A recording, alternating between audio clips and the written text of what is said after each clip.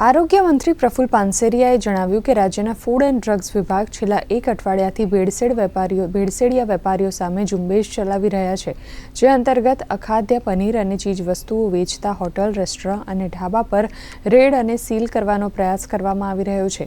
આરોગ્ય મંત્રીએ પામઓઇલ અને મિલ્ક પાવડરવાળા પનીર પર કડક કાર્યવાહી કરવાની માહિતી આપી છે।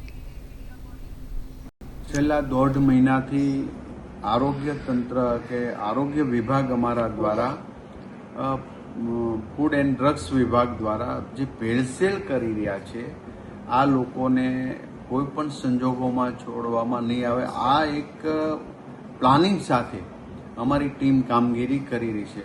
મને ગર્વ છે કે ગુજરાતની અંદર આજે ડ્રાઈવ ચલાવી રહ્યા છે, આમાં 2500 નાના મોટા રેસ્ટોરન્ટો, પ્રોડક્ટો વગેરેમાં તપાસ કરી એમના નમૂના લઈ 18 જેટલી આવી પ્રોડક્ટ કંપનીઓને સીલ પણ કરી દેવામાં આવ્યા છે। એક પણ વ્યક્તિ કે આવું પ્રોડક્ટ કરનારને અમે બક્ષવાના નથી। આજે નહીં તો કાલે એને ત્યાં અમારું આરોગ્ય વિભાગ પહોંચશે। 32 અમારી ફૂડ સેફ્ટી માટેની વેન છે, એ જુદા જુદા વિભાગમાં સતત રાઉન્ડ ધ ક્લોક ફરી અને લોકોને જાગૃતતા માટે એનાલોગ પનીર શું છે અને શુદ્ધ પનીર શું છે આની પણ જાગૃતતા આપે છે।